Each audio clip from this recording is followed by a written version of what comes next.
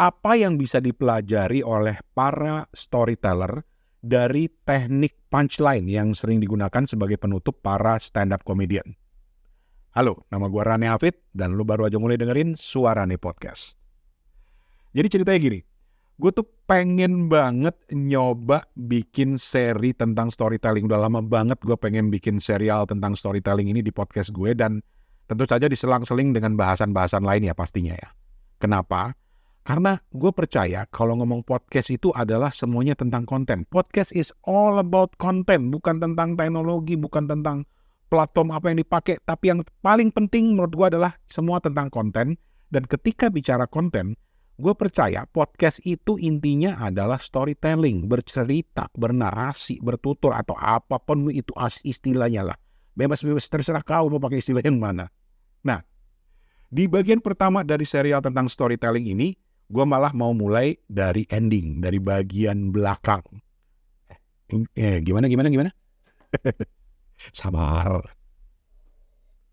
Loh, habis lagi kopi. Jadi gini,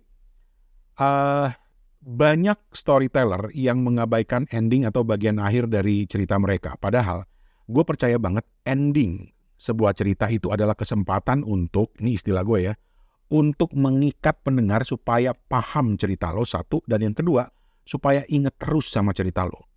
Kita mundur dikit. Gue bukan stand up comedian ya, tapi gue lagi tertarik belajar tentang teori-teori stand up comedian. Dan teori paling umum dari stand up comedy itu adalah premise, setup, punchline. Atau ada juga yang cuma setup dan punchline. Tapi yang umum tuh premise, setup, dan punchline gitu ya. Itu teori paling dasar lah. Nah, premis itu, nih tolong dikoreksi ya teman-teman stand up comedian ya. Premis itu adalah ide cerita atau pokok bahasan yang mau lu ceritain. Ini kayak fondasi dasarnya. Setup adalah pengantar ke bagian yang lucu. Intinya, lu kayak menggiring penonton ke inti cerita lu dengan membangun cerita setahap demi setahap. Baru habis itu terakhir ditonjok dengan punchline. Itu yang kemudian mematahkan asumsi dari cerita yang udah lu bangun tadi, sehingga orang nggak terduga dan orang jadi ngakak. Lucunya di situ. Nah, terus bagaimana prinsip punchline di stand up comedy ini bisa dipakai saat kita storytelling? Punchline harus lucu. Benar, kalau di stand up comedy. Bahkan itu dipakai kan buat matahin asumsi yang udah dibangun di setup tadi kan. Kurang lebih seperti itu. Tapi buat gue, dan ini adalah pendapat gue, bahwa punchline itu bisa buat storytelling dalam artian begini. Ada 3 hal. Yang pertama, tidak terduga. Itu mirip dengan punchline di stand up comedy. Jadi ada unsur kejutannya. Siapa yang gak suka kejutan? Orang itu kan akan sabar nunggu kejutan itu. Orang akan sabar nunggu cerita kita karena berharap pasti nanti di akhirnya ada sesuatu yang menarik. Sama dengan stand up comedy. Kalau dengar cerita kita, wah udah agak mulai ngebosenin nih, tapi pasti nanti di akhirnya ada ceritanya. Itu ininya seperti itu. Jadi dia menyajikan sesuatu yang tidak terduga dan selalu ditunggu-tunggu kejutannya gitu ya. Terus, yang kedua, punchline dalam storytelling itu bisa memicu reinterpretasi pendengar terhadap cerita kita. Ribet banget istilahnya. Reinterpretasi, penafsiran ulang pendengar terhadap cerita kita. Maksudnya gini, pendengar tuh udah denger cerita kita, storytelling kita panjang lebar dan mungkin susah dipahami, atau mungkin karena saking panjangnya udah mulai otaknya masih bekerja nih mencari kaitannya di mana ya dengan ceritanya gitu ya. Tapi di punchline itu justru kita dibantu untuk memahaminya dengan satu kata yang kayak memicu reinterpretasi. Oh itu maksudnya. Punchline itu langsung, oh itu maksudnya gitu. Dan teknik ini lebih mending daripada lu nutup cerita dengan, jadi saudara-saudara, kesimpulan dari cerita saya tadi, atau saudara-saudara, moral of the story dari cerita saya ini tadi, lu nggak perlu bikin dengan moral of the story. Moral of the story itu bisa lu ubah dalam bentuk punchline yang lebih berkesan gitu, tanpa lu terkesan menggurui orang. Itu yang kedua. Dan yang ketiga itu, dia mengikat. Nah ini istilah gue yang gue suka banget pakai ini. Mengikat pendengar untuk terus ingat cerita lu. Yang udah panjang lebar, lu bangun, lu kasih punchline, diikat. Sehingga orang akan teringat lagi dengan cerita lo. Jadi itu 3 hal tadi. Kejutan, reinterpretasi terhadap cerita kita, dan ketiga, mengikat pendengar untuk terus ingat dengan kita dan cerita kita. Intinya sebenarnya gue cuma mau bilang, Orang denger cerita kita itu kan sebenarnya udah buang waktu ya. Udah ngabisin waktu dia. Ya tentu dia berharap ada sesuatu di akhir dong. Dan kalau lu nutup cerita lu dengan sesuatu yang hambar, ya hambarlah persepsi orang terhadap lu. Oke, kita lanjut lagi ya. Jadi teman-teman, storytelling itu buat gue prinsipnya harus entertaining, harus menghibur. Dan menghibur nggak harus lucu. Kadang kita masih sering salah kaprah nih. Dengan berpidato misalnya, yang penutupannya aja panjang, datar, dan hambar, itu kita anggap sebagai storytelling. Gitu. Misalnya, semoga demikianlah pemaparan saya kali ini, semoga Anda bisa memetik hikmahnya. Hikmah dari cerita saya kali ini adalah bla bla bla bla bla panjang lebar. Tapi sorry, sebelumnya, gue nggak bilang berpidato itu jelek. Bayangin, lu bisa berpidato dengan struktur storytelling yang keren. Dan itu nanti akan gue ceritakan di bagian paling akhir dari cerita gue kali ini ya. Oke, lanjut lagi. Oke, sampai di mana tadi? Contoh gitu ya. Gue tuh paling suka misalnya ngambil contoh dari The Moth Podcast atau dari TED Talks. Itu gue suka banget. Tapi gue mau ambil contoh dari The Moth Podcast ya. Ini baru gue dengar beberapa hari lalu. Dan ini salah satu episode storytelling favorit gue ya. Dan Moth itu adalah podcast storytelling dari Amerika yang sangat gue suka dan selalu gue dengerin setiap episodenya. Jadi ada satu episode tentang seorang yang bernama Susan V. Jadi dia penceritanya. Dan dia itu seorang konselor mental health buat anak-anak Gen Z, buat anak-anak remaja di Amerika sana. Dan dia ngebuka ceritanya dengan premis seperti ini. Gimana caranya kita bisa tahu apa yang ada di pikiran anak-anak kita, anak-anak remaja kita tentang diri kita orang tuanya. Itu premis dia. Terus dia bilang, nggak usah cek komputer, nggak usah cek kamarnya, nggak usah cek buku hariannya. Gue punya satu cara untuk ngecek. Dan ini dari pengalaman gue. Intinya dia bilang gitu. Lo harus dengerin episode lengkapnya. Nanti gue share di deskripsi linknya. Terus Susan mulai dengan setup-nya. Jadi dia cerita bahwa dia ngajak anak remaja, cewek, anaknya sendiri, anak remaja umur 17 tahun, untuk beli mobil baru karena mobilnya udah tua. Sampai di dealer, dia disambut oleh sales yang juga masih muda juga. Ya mungkin seumur anaknya ada, gue nggak tahu. Terus dijelasin lah semua fitur-fitur mobil yang lagi dia incer, dan salah satu fitur yang membuat dia tertarik adalah Bluetooth. Bluetooth di mana lu bisa nyambungin handphone lo ke Bluetooth ya, kemudian juga setelah itu lu bisa menelpon, misalnya lu mau menelpon siapa, lu tinggal menggunakan voice command, jadi lu tetap bisa nyetir, fokus ke nyetir. Dan si Susan ini kemudian minta dipraktekkan, dia bilang tolong dong praktekin dong. Nah si sales kemudian bilang gini, oke. Dia sambungin handphonenya Susan ke Bluetooth di mobil baru itu. Terus dia bilang, coba kamu sekarang bilang call my daughter, telepon anak saya. Terus dia bilang, call my daughter. Dia ngomong gitu ke Bluetooth-nya, dan bener aja. Yang membuat dia kaget bukan fitur Bluetooth-nya yang menurut dia canggih, tapi ringtone yang dia dengar dari tasnya si anaknya.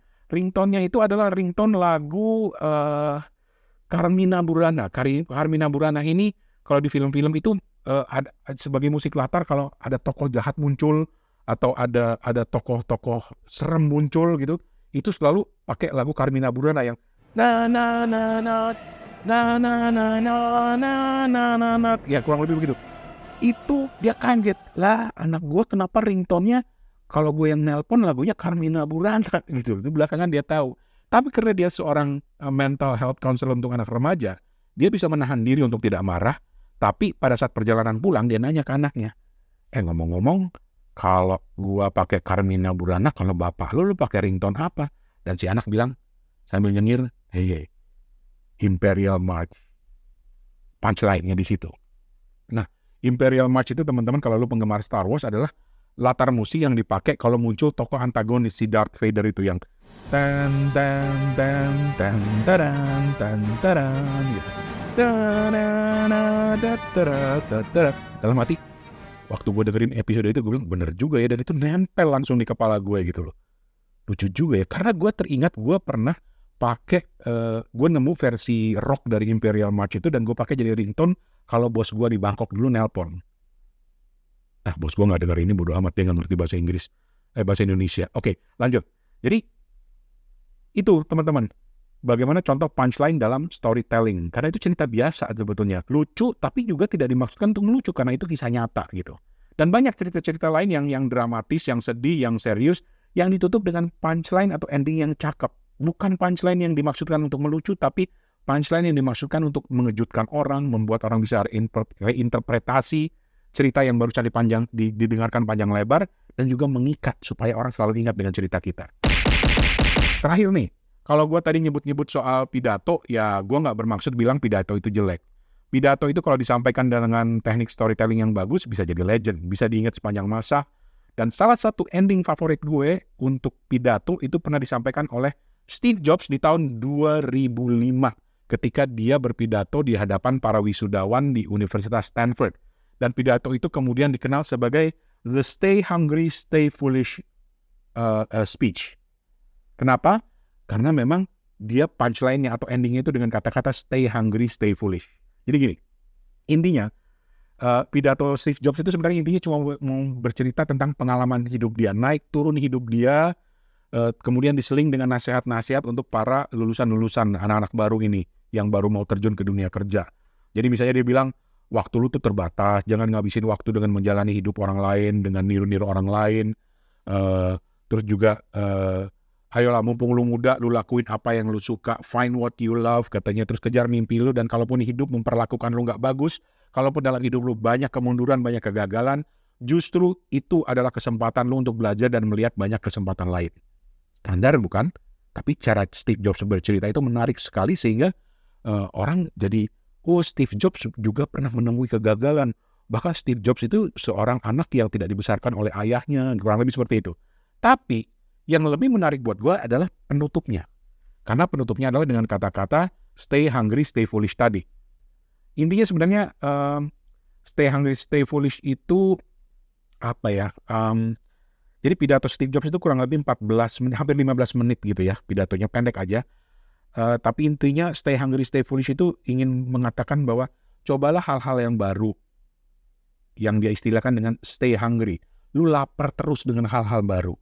Dan stay foolish, tetaplah berbuat bodoh. Yang intinya dia mau bilang karena lu jangan takut berbuat sesuatu karena takut gagal gitu. Jadi stay hungry and stay foolish. Nah, stay hungry, stay foolish itu banyak dikutip di mana-mana, di t-shirt, di iklan Apple, stay hungry, stay foolish. Tapi banyak yang tidak memahami cerita di baliknya. Karena cerita di baliknya itu ada di 4 menit terakhir dari videonya Steve Jobs. Jadi nanti gue kasih linknya ya di bagian deskripsi. Jadi ada di 4 menit terakhir pidatonya Steve Jobs yang bisa dilihat, yang bisa disebut sebagai punchline-nya, penutupnya gitu ya. Jadi intinya dia cerita begini. Dia menutup pidatonya panjang lebar itu di 4 menit terakhir dia bilang begini. Waktu muda saya suka banget baca majalah ilmiah yang namanya The Whole Earth Catalog. Nah, majalah itu tutup. Bangkrut kayaknya ya, kalau gue nggak salah bangkrut ya. Dan di edisi terakhir dari majalah itu, di halaman paling belakang, udah edisi terakhir di halaman paling belakang, ada gambar pemandangan jalan di sebuah pedesaan di Amerika Serikat. Jalan yang panjang, jauh ke depan. Dan di bagian bawahnya dari foto itu, ada tulisan stay hungry, stay foolish. Dan Steve Jobs kemudian menutup pidatonya itu dengan bilang, sebentar, gue kutip di sini kok. Dia suka banget kata-kata stay hungry, stay foolish itu, sehingga di bagian akhir dia bilang gini, di bagian menit-menit paling akhir ya, dia bilang, saat kalian lulus, ini gue terjemahin dari kata-katanya Steve Jobs ya, yang Inggrisnya lebih nancep, lebih keren gitu. Jadi dia bilang gini, saat kalian lulus hari ini dan akan memulai hidup baru, saya cuma mau bilang, stay hungry, stay foolish. That is a great storytelling. Gua Rane Hafid, Assalamualaikum.